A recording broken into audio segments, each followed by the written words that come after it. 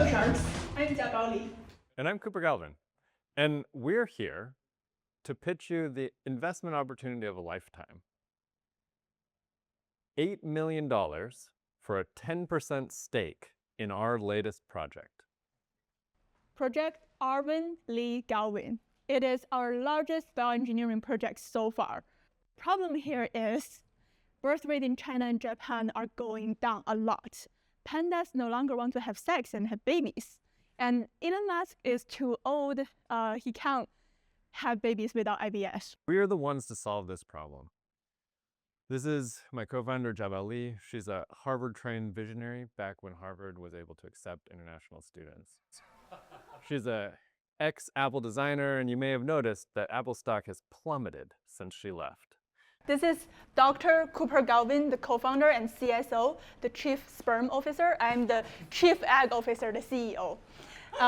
And he graduated with a PhD from Stanford with less than 10 years and lasted more than 8 months at McKinsey, barely. And he's a 3X entrepreneur and first-time baby maker. Something that you might not be able to tell about Jiabao just by looking at her is she has extreme athletic genes. Her genetic makeup is unique to those in elite power athletics. Also, to those of you who like to go hiking, Jiabao is an ideal hiking companion due to her genetic ability to attract mosquitoes to her, which is an excellent bait. And so both these traits could be passed on to an offspring. For Cooper, this is the notarial carrier screening. Out of the 254 carriers, he's O negative. That means no matter who he make babies with, they won't have any disease. Jiabao's earwax type, according to her genetic makeup and according to the phenotype, is extremely flaky and dry, whereas mine is extremely viscous and wet. And one might imagine that the combination of our genes would make the perfect pliability of earwax that one could imagine. We'd actually like to show you how it's made, the behind the scenes.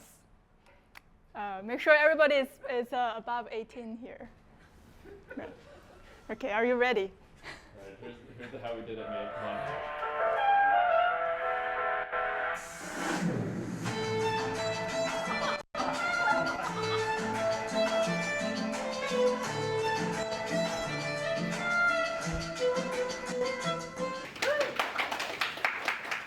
So introducing Project Lee Galvin. She is designed in USA with some parts made in Japan, and also is a spin-off from Stanford University. We're still working on the IP transfer agreements, but we think within just a couple weeks we should have it nailed down. And with the tariff and stuff made in China now, it's very expensive. For the minimal viable baby, we're looking at 86 billion neurons, 2 million viable eggs. That's the most you would expect in any human at any time point in their life. At the gestation age of 5 months, she has already been on the test stage. We've been projecting out what kind of growth we're going to see, and so far we've been seeing a doubling time of about 3 to 6 months, and so we have no reason to believe that this trajectory won't continue throughout the next few years, and so. Right now, she's at about the size of a large Chinese cabbage. She, started as just a sesame seed, and we think that within 6 years she should already be at least 8 to 10 feet tall. By the time that she's 10 years old, we anticipate being at least the size of a couple stories, and then by the time that reaches adolescence and adulthood, we expect at least like skyscraper height. And then ideally by the time she's 21, able to drink, she should be Zilla size.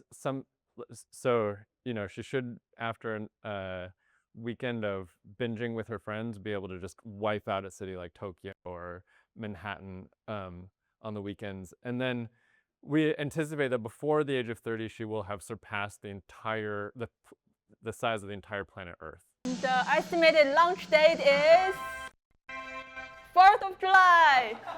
USA. USA. USA. USA. When we talk about the market opportunity here, like we don't yet know what her sexual orientation will be, so it's really quite broad what the total addressable market is, or what age she's going to be looking at. So we're thinking total addressable market somewhere around 7.9 billion people, and we're adding one more thing. Here's the exponential growth projections. So the first week, she's a potato. Around year 1, vocal critic. And year 9, it's a medium viable person, it's the MVP. And then by year 18, there's a break-even potential right here. And year 21, she go to college, if college still exists. And year 25, there's unicorn potential. We see this exponential growth. When we're talking exit strategy, it's a pretty simple 3-point plan. So first, there's the potty training, then gainfully employed, and then moving out of the house. Here's the product roadmap. So she's launching in 1 month, and in July, it's the beta testing. And next year, there are some feature expansion like crawling and crying. And by 2027, we have the LLM integration, the little learning module. And then 2028, the monetization begins by the first tooth fairy. It costs $500 per tooth if you want to check in. And by 2043, we'll have IPO, the infinite parental obligation.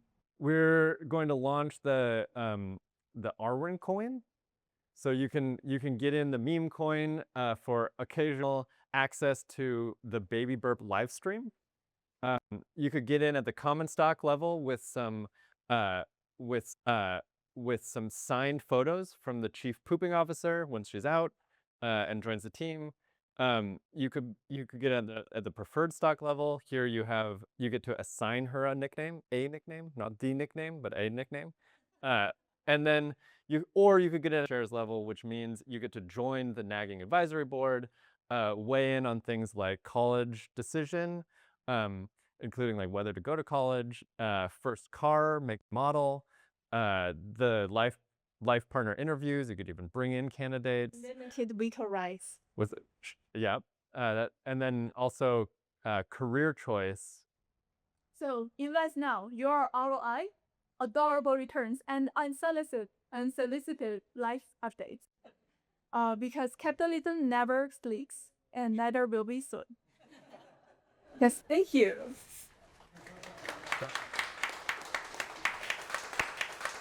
All right, sharks. So, shall we make a deal? You may know 23andMe went bankrupt not so long ago. In fact, Nexus may or may not have had a hand in divvying up the assets. We're thinking about buying a lot of the data assets on the platform, which once upon a time they promised to be private. Unfortunately for you now, 23andMe has decided to sell your genetic assets and make them open source in some way. Yeah. With that in mind, how would you characterize Arwen's future genetic moat, given this bankruptcy? It's a good point. Someone could conceivably go in to their vault, get access to our genetic data, and make a competing product. But what I'll tell you is that there's something special about being gestated inside my co-founder, the chief egg officer. That includes being able to present on the TED stage. That means being developed on Stanford University's campus and being in this sort of startup ecosystem here. So I don't see it competing directly with the product that we're working on. What stuck out to me most about the ultrasound was the lack of appendages. I noticed that there were 4. I'm looking for 8. So I wonder if it's too early to genetically modify and get 8 appendages. In my body right now, there are 8. There's 4 here, there's 4 here. That's true. Very compelling. First of all, congratulations on the progress. It's not easy. You've done the hard ride 8 months, right? I like this shark. We've got a nice shark. I am very nice here. And knowing you guys, working with you guys, I know how chaotic you guys can be. And for that reason, I'm in. You need somebody like me, for sure, in your life. My only concern is, I know of Cooper's lactose intolerance. And my concern is who's going to take the baby and kid, of course, going forward to ice cream parlors. That's what a VC godparent investor type person could do. I was actually pitching myself while asking that question. Did you hear that? First of all, congratulations to you both. Very exciting to see this in development. So, Antler gets a very early stage, so this definitely could be a fit for us. I guess my first question for you both is, why take funding? What are you two looking for?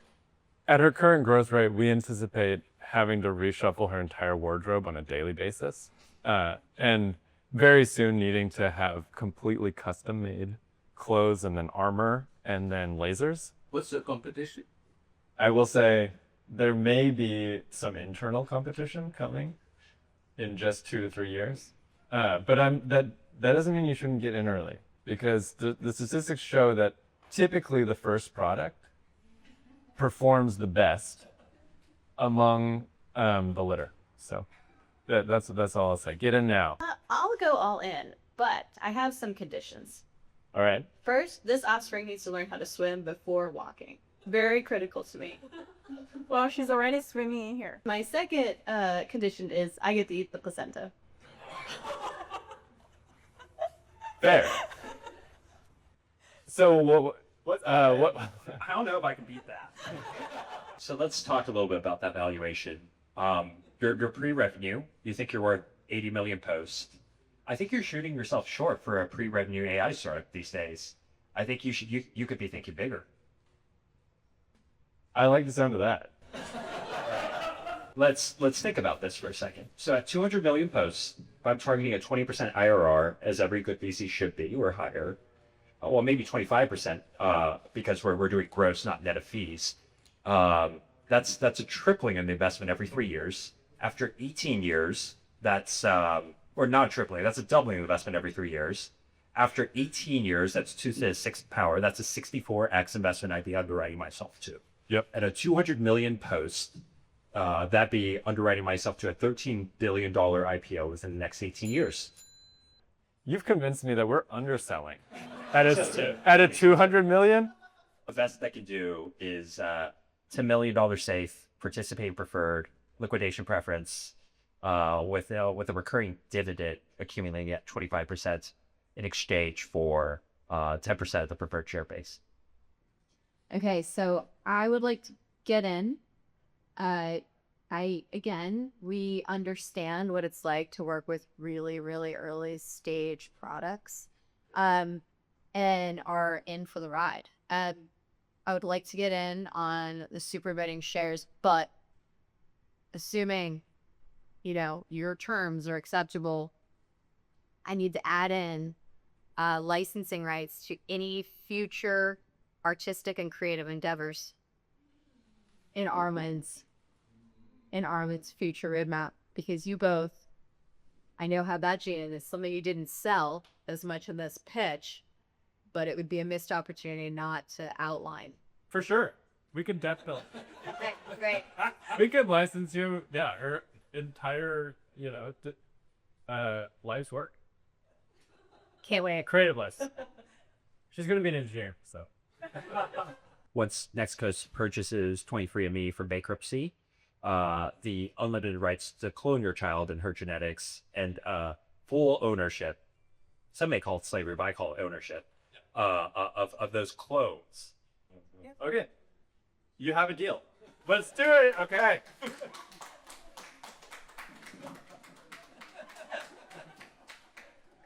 $10 billion on a $500 million post. Thank you, Sharks. Thank you, Sharks. Sharks.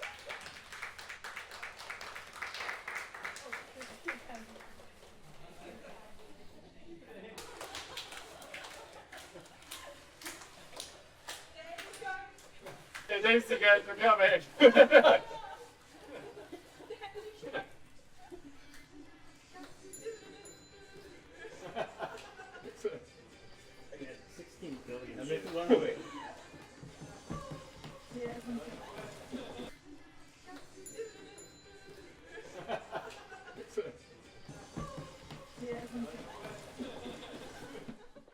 here we are at TechCrunch Disrupt in San Francisco with Arwen, our Chief Disruption Officer, our CDO.